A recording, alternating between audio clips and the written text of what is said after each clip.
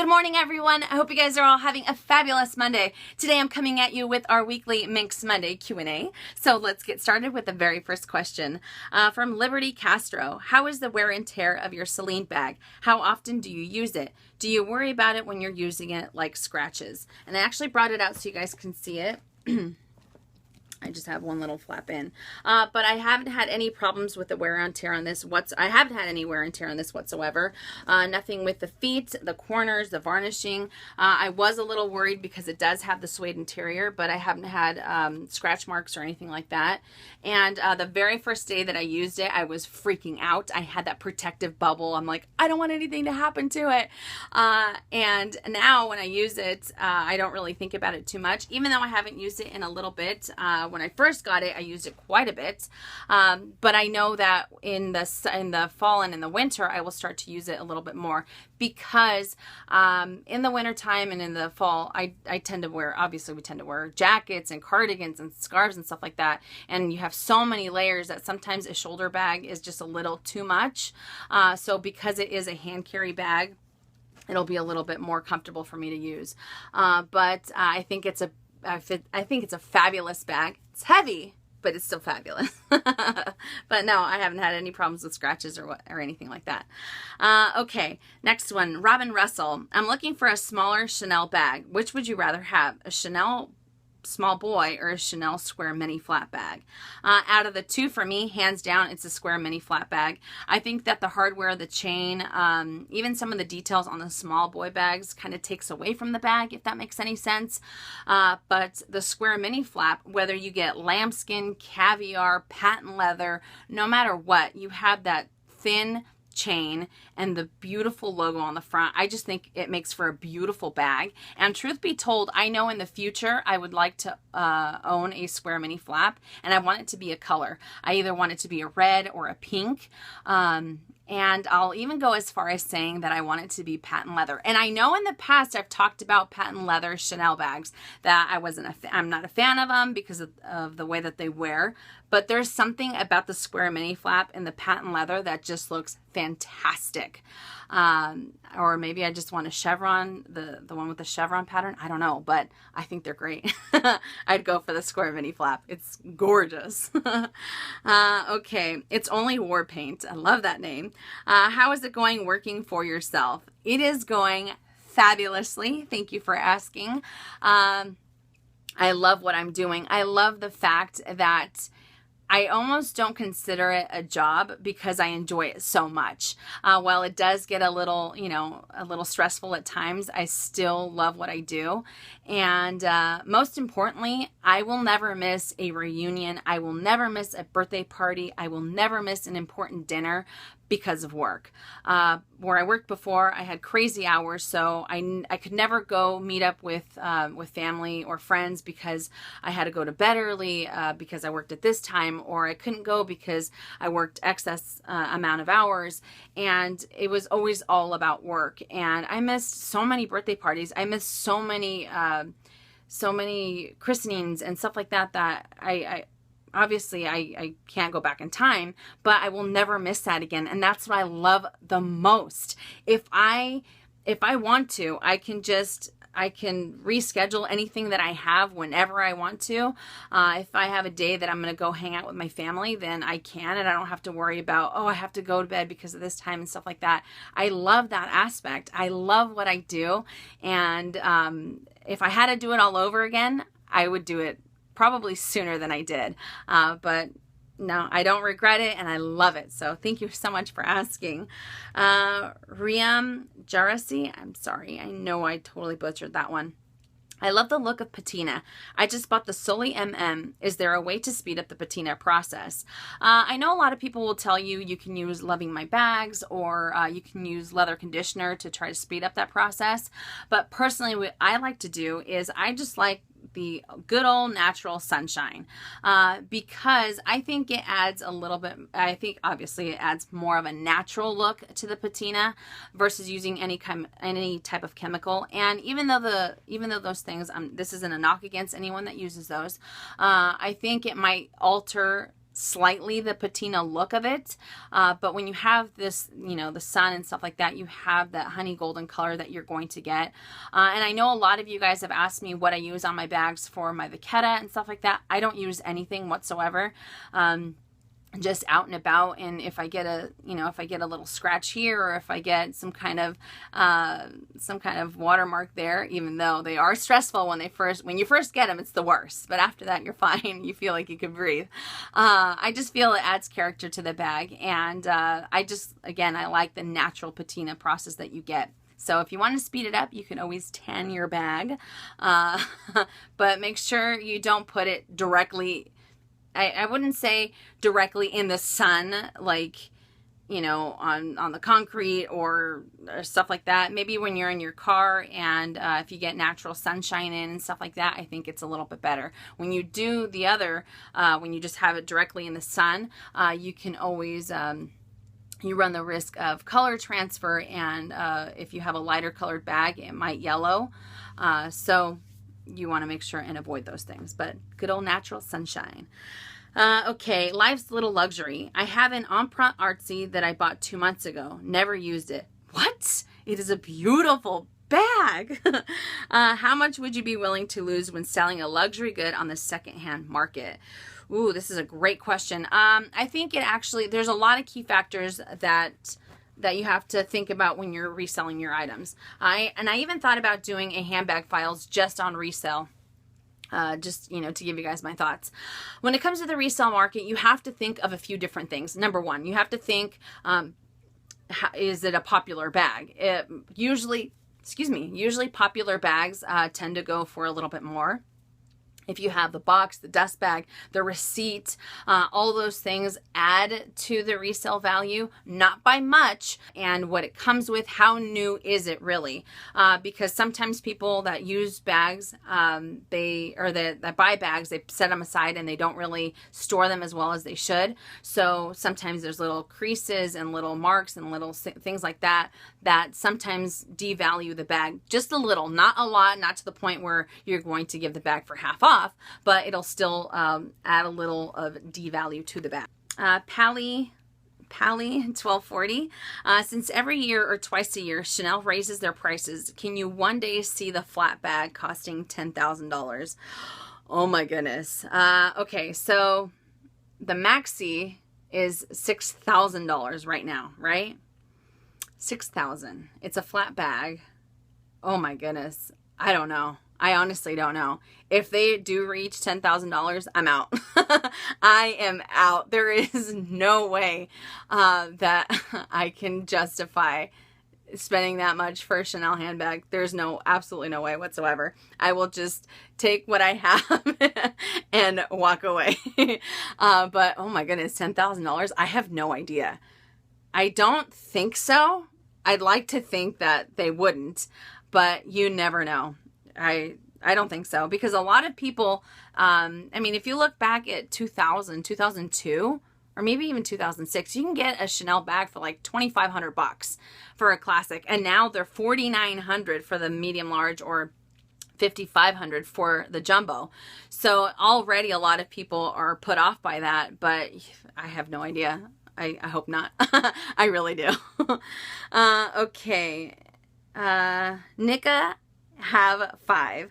I have a question. Do you think that Empreinte leather is okay for rainy days and snow? I'm buying a bag in Empreinte and I worry that in the winter it would get damaged because the leather is so soft. And I actually looked at the little care booklet that came with the Empreinte, and it says to take, to make sure that you don't use it that you don't wet it, that you don't use it in the rain and stuff like that. However, I have talked to so many people, I have read so many different threads where it says that Empreinte is right up there with Damier Ebene as far as you don't have to worry about it. I'm not saying, obviously if you get caught in a downpour, there's nothing you can do. All you can do is just pretty much just wipe down the bag. But even then, I read where one lady, she was caught in a downpour. She didn't even have time to dry off her bag, and her bag looked exactly like the day that she bought it. She showed a picture of it, and I was just in awe.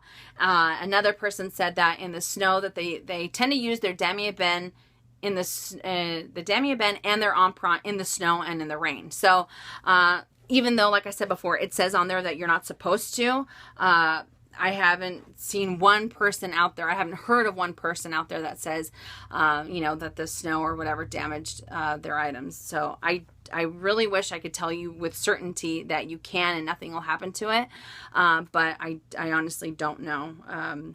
But then again, like I said, there's so many people out there that swear by Empreinte leather that nothing happens to it. So I say go for it. Okay. Becca Purple, what do you use to clean or keep the microfiber lining in good shape? I don't do anything. I feel, oh my goodness, I don't do anything to any of my bags. I don't use anything to clean the microfiber. I know sometimes I just want to make sure that there's no pens, you know, in any of my bags, just in case they might leak. Or if you have any of your lip glosses and stuff like that, you always want to make sure that you keep them in pouches and cosmetic pouches for just in case they leak and stuff like that. You want to make sure that that doesn't ruin the lining. But other than that, I really don't do anything. Okay. Bina 8905. I just got my first bag and I'm already thinking about the next one. Oh, I know that feeling. The Alma BB and Demi Ben. What do you think about the Alma BB? Do you think it will come with a red interior one day? I do like the Alma BB. Personally, not for me, but you can fit so many things in the Alma BB. It is crazy. When you first look at it, you just think, oh, it's a small bag. There's no way you could fit anything in there. It is insane how much you can fit in that bag. So I think, of course, it would cut me off as I'm trying to answer. But no, I think it's a great bag. And do I think it'll come with a red interior? Maybe, because in the past they've had both the brown textile lining and the red interior. So it would be nice if they added that feature to it. Alice Evans, you mentioned silica packets stored in luxury items to help eliminate moisture. Do you recommend using these packets in items on a regular basis? Actually, if you live somewhere where it's very humid, or you get if you don't get the best ventilation in the room where you're storing your bags, I think that silica packets are a good idea. Personally, I wouldn't put them in the item and I wouldn't put them on the item. I would put them in the dust bag, maybe off to the side, so that you can make sure that there's no contact with the bag. And the only reason I say that is because if you were to use them on a regular basis and you didn't have either of those two issues, then I think that since there's no moisture for the silica packets to absorb, that it'll start to dry out the leather. So you want to obviously avoid that. So unless you live in, if you have those two factors that I talked about earlier, then I don't think silica packets are a good idea to use on a regular basis. Hunter Noel, I purchased an Epi Black zippy coin purse about a month ago. I've noticed that it looks like the detail ridges have smoothed and it's almost hard to notice the LV stamp on the bottom right hand corner. Have you experienced this, or do you know why this has happened? I have not experienced this, but it's because it's a leather, just kind of like Empreinte. Over time, the embossing looks really deep when you first get in. Over time, as you use it, it'll start to smoothen out. Same thing with Epi, and it depends how you use the zippy coin purse. If you use it if you put it in your back pocket with the movement that you create with, you know, having it back there or sitting on it and stuff like that, it'll start to smoothen out. For example, my husband, if he buys, even though he doesn't have luxury goods, but if he buys a wallet, a brand new wallet 2 weeks later, because he puts his wallet in his back pocket, it'll start to smoothen out just because of the leather. So it's going to happen. It is a little excessive for it to be about a month old. So if that is not something that you do with it, as far as using it in your back pocket and stuff like that, I would take it into Louis Vuitton and see what they say. It might be a defect, excuse me, with that particular Epi. Okay, Austin Gibson, does it bother you that Chanel uses plastic zippers? Do you think that Chanel quality is going downhill? Does it bother you that they use plastic zippers? It does on some things. If it's a small zip pocket, something that I'm not going to use to get in and out of my items, then it doesn't bother me. But for example, last year my husband bought me a Chanel, was it last year or the year before that? He bought me a Chanel wallet and it was a zip around wallet, and the entire zip was all made out of plastic, including the little the pull tab, or the zipper pull was all plastic. And to me, I don't like that at all, because it's something that you're constantly using. You're obviously, there's no other way to get inside of the wallet than without zipping it out. So the more that you use it, the more that you interact with it, the more of a risk you run that it's going to, you know, break off or something like that. And for those price tags, absolutely, I don't think it's worth it. So like I said, if it's a small zippered pocket, I get it. But if it's something that to functionally get into the bag or get into the SLG, no, I don't like that aspect of it at all. And do I think Chanel's quality is going downhill? I can't even talk. It depends who you talk to. If you talk to people that have been buying Chanel for the last 15, 20 years, some people might say that yes, their quality has gone down. It's not the same thing. And, you know, then you have people that have been have been purchasing it for the last 5, 6 years, and they haven't had any problems. For example, I haven't had any problems whatsoever with any of my pieces. And I'm happy to say that, because, especially for the price that we're paying for these items, I'm happy that I've had no problems whatsoever with any wear and tear issues on these pieces. And I use them quite a bit. They're in my rotation quite a bit. And now I will say one thing as far as their quality. Back then, all the classic flaps used to have, what's it called? Gold plating in their hardware, and now they don't. So obviously it's more expensive, and now you don't have that added little feature to it. So that's kind of, you know, that could be a part of it. But I really think it depends on who you talk to. Some people might say yes, some people might say no. Personally, I don't think so, because I haven't had any problems with it. But then again, I don't have a vintage bag. And some of these vintage bags have held up amazingly well, especially if they're, you know, 20 to 25 years old. So I think it all depends. Okay. And then I have 2 more questions. Cat Lux Love 8811. With the handbag luxury addiction, would you know how to calm the addiction? Do you sometimes feel this? I do. I know last year I went a little crazy, or maybe 2 years ago, I was just buying things to buy them. And in a sense, maybe it's just me, but I feel like you get kind of a rush when you buy a new luxury good. You know, you go into the boutique and you're on like this high of, oh my God, I can't wait to use it. I can't wait to use it. And then you get home and then the feeling is gone. So that's when you start to realize, okay, I'm just buying things just to buy them, not because I want them or because I need them. I don't need luxury handbags. I like luxury handbags.